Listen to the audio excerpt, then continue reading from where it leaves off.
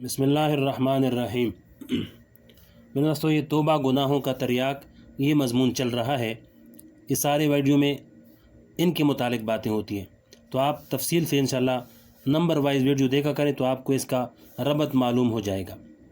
फरमाया कि इस्तिग़फ़ार के बेहतरीन अल्फाज, फरमाया कि नबी करीम सल्लल्लाहु अलैहि वसल्लम पर कुर्बान जाइए, आप इस्तिग़फ़ार के लिए ऐसे ऐसे अल्फाज उम्मत को सिखा गए कि अगर कोई इंसान अपने ज़हन से सोच कर इन अल्फाज तक पहुँचने की कोशिश भी करता तो नहीं पहुँच सकता था। चुनांचे फरमाया, रब्बिग़फ़िर वरहम वाफ़ु अन्ना वतकर्रम वतजावज़ अम्मा तालम फ़इन्नका तालम मा ला नअलम इन्नका अंतल अज़्ज़ुल अकरम। जब हज़ूर पाक सल्लल्लाहु अलैहि वसल्लम सफ़ा और मरवा के दरमियान साई किया करते थे, इस वक़्त आप मिलियन अखज़रीन यानी सब्ज़ निशान, जो सब्ज़ निशान है के दरमियान ये दुआ पढ़ा करते थे, यानी ए अल्लाह मेरी मग़फ़िरत फ़रमाइए और मुझ पर रहम फ़रमाइए और मेरे जो गुनाह आपके इल्म में हैं वो सब माफ़ फ़रमा दीजिए, इसलिए कि आपके इल्म में हमारे वो गुनाह भी हैं जिनका इल्म हमें भी नहीं है। बेशक आप ही सबसे ज़्यादा मुअज़्ज़ज़ और मुकर्रम हैं। देखिए, बहुत से गुनाह ऐसे होते हैं जो हकीकत में गुनाह हैं, लेकिन हमें इनके गुनाह होने का एहसास नहीं होता और बाज़ औक़ात इल्म नहीं होता। अब कहाँ तक इंसान अपने गुनाहों को शुमार करके इनका अहाता करेगा। इसलिए दुआ में फ़रमा दिया कि जितने गुनाह आपके इल्म में हैं, या अल्लाह इन सब को माफ़ फरमा दे। बेहतर ये है कि सैयदुल इस्तिग़फ़ार या इस्तिग़फ़ार का सरदार को याद कर लें और इसे पढ़ा करें, इसका मामूल बना लें। सैयदुल इस्तिग़फ़ार ये है, अल्लाहुम्मा अंता रब्बी ला इलाहा इल्ला अंता खलक़तनी व अंता अब्दुका व अना अला अहदिका व वादिका मस्तताअतु अऊज़ु बिका मिन शर्रि मा सनअतु अबूउ लका बिनिअमतिका अलैया व अबूउ लका बिज़ंबी फ़ग़फ़िर ज़ुनूबी फ़इन्नहु ला यग़फ़िरु ज़ुनूब इल्ला अंता। जिसका तर्जुमा ये है कि या अल्लाह आप मेरे परवरदिगार हैं, आपके सिवा कोई माबूद नहीं। आपने मुझे पैदा किया, मैं आपका बंदा हूँ और मैं हद्दुल वसा आपसे की हुई अहद और वादे पर कायम हूँ। मैंने जो कुछ किया इसके शर से आपकी पनाह मांगता हूँ। आपने जो नेमतें मुझे अता फ़रमाई इन्हें लेकर आपसे रुजू करता हूँ और अपने गुनाह से भी आपकी तरफ रुजू करता हूँ। लिहाजा मेरे गुनाह माफ़ फरमा दीजिए, क्योंकि आपके सिवा कोई गुनाह की मग़फ़िरत नहीं करता। हदीस शरीफ में है कि जो शख्स सुबह के वक्त इसको पूरे यकीन के साथ पढ़े तो अगर शाम तक इसका इंतकाल हो गया तो सीधा जन्नत में जाएगा, और अगर कोई शख्स शाम के वक्त पढ़ ले और सुबह तक इसका इंतकाल हो गया तो सीधा जन्नत में जाएगा। लिहाजा सुबह व शाम इस सैयदुल इस्तिग़फ़ार के पढ़ने का मामूल बना लें, बल्कि हर नमाज के बाद इसको एक मरतबा पढ़ लिया करें, इसलिए कि इसको हुज़ूर पाक सल्लल्लाहु अलैहि वसल्लम ने सैयदुल इस्तिग़फ़ार का लक़ब दिया है, यानी ये तमाम इस्तिग़फ़ारों का सरदार है। जब इस्तिग़फ़ार की ये कलिमात अल्लाह ताला अपने नबी सल्लल्लाहु अलैहि वसल्लम को सिखा रहे हैं और नबी करीम सल्लल्लाहु अलैहि वसल्लम अपनी उम्मत को सिखा रहे हैं, तो फिर अल्लाह जल्ल शानुहु इस इस्तिग़फ़ार के ज़रिए अपने बंदों को नवाजना ही चाहते हैं और मग़फ़िरत करना ही चाहते हैं। इसलिए इसको मामूलात में ज़रूर शामिल कर लें।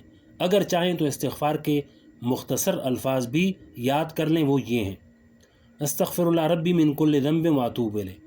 और अगर सिर्फ़ अस्तग़फ़िरुल्लाह ही पढ़ लिया करें तो भी ठीक है। हज़रत अबू हुरैरा रज़ियल्लाहु तआला अन्हु से रिवायत है कि रसूलुल्लाह सल्लल्लाहु अलैहि वसल्लम ने इरशाद फरमाया कि इस ज़ात की कसम जिसके हाथ में मेरी जान है।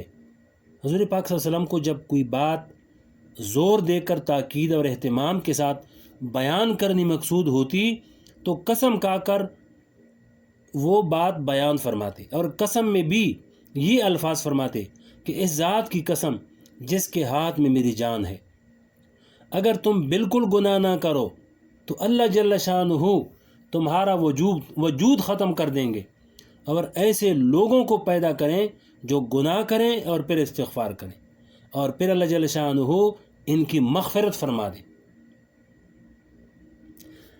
ये हदीस एक दफ़ा फिर पढ़ने सुन लें। फरमाया कि हज़रत अबू हुरैरा रज़ियल्लाहु से रिवायत है کہ رسول اللہ صلی اللہ علیہ وسلم نے ارشاد فرمایا کہ اس ذات کی قسم جس کے ہاتھ میں میری جان ہے، اگر تم بالکل گناہ نہ کرو تو اللہ جل شانہ تمہارا وجود ختم کر دے اور ایسے لوگوں کو پیدا کریں جو گناہ کریں اور پھر استغفار کریں، اور پھر اللہ تعالیٰ ان کی مغفرت فرما دے۔ اس حدیث میں اس بات کی طرف اشارہ فرما دیا کہ اگر انسان کی تخلیق سے یہ مقصود ہوتا کہ ہم ایسی مخلوق پیدا کریں جس کے اندر گناہ کرنے کی صلاحیت ہی موجود نہ ہو، تو پھر انسان کو پیدا کرنے کی ضرورت ہی نہیں تھی، پھر تو فرشتے بھی کافی تھے، اس لیے کہ وہ ایسی مخلوق ہے جو ہر وقت طاعت اور عبادت ہی میں لگی رہتی ہے اور اللہ جل شانہ کی تسبیح و تقدیس ہی میں مشغول رہتی ہے، ان میں گناہ کرنے کی صلاحیت ہی نہیں، اگر گناہ کرنا چاہے تو بھی نہیں کر سکتی۔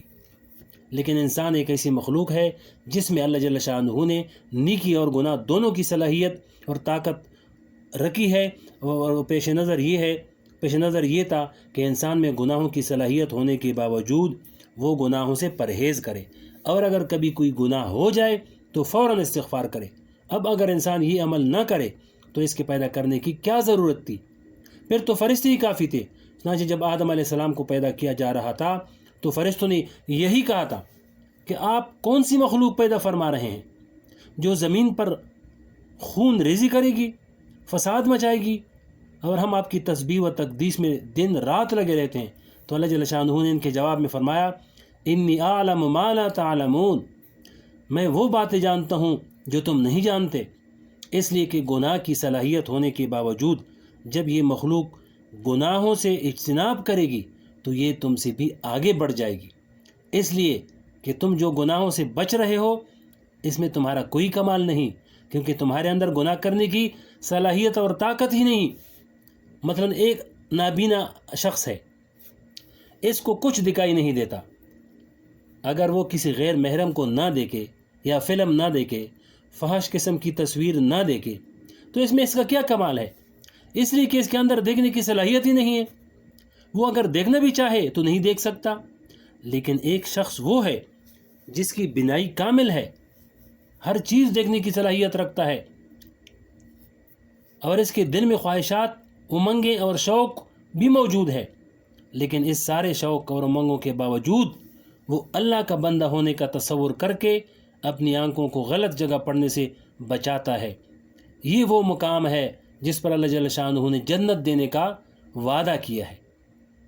خوب سمجھ لیجئے، فرشتے اگرچہ جنت میں رہیں لیکن جنت کی لذتیں ان کے لیے نہیں ہیں، جنت کی راحتیں ان کے لیے نہیں، اس لیے کہ ان کے اندر جنت کی لذتوں اور راحتوں کے ادراک کرنے کا مادہ ہی نہیں۔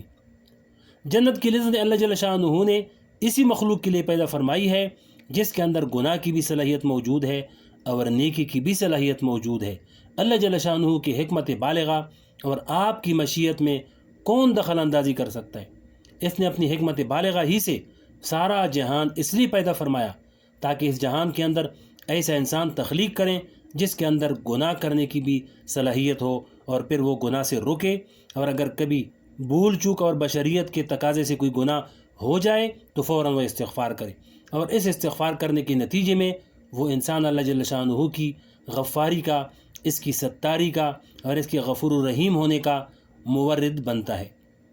اب اگر گناہ ہی نہ ہوتا تو پھر اللہ جل شانہ کی غفاری کہاں ظاہر ہوتی؟ بزرگوں نے فرمایا ہے کہ اس کائنات میں کوئی چیز حکمت اور مصلحت سے خالی نہیں، حتیٰ کہ کفر بھی حکمت سے خالی نہیں۔ چنانچہ مولانا رومی فرماتے ہیں، یعنی اس کارخانے میں کفر کی بھی ضرورت ہے، اس لیے کہ اگر ابو لہب نہ ہوتا یعنی کافر نہ ہوتا تو جہنم کی آگ کس کو جلاتی؟ لہذا گناہ بھی اللہ جل شانہ کی مشیت کا ایک حصہ ہے، اور اس گناہ کی خواہش بندہ کے اندر اس لیے پیدا کی گئی تاکہ بندہ اس خواہش کو کچلے اور اس کو جلائے، کیونکہ بندہ اس خواہش کو جتنا کچلے گا، جتنا جلائے گا، اتنا ہی اس کا تقوی کامل ہوگا اور تقوی کا نور اس کو حاصل ہوگا۔ آگے بھی اور تفصیل ہے، انشاءاللہ اگلی ویڈیو میں سنائیں گے۔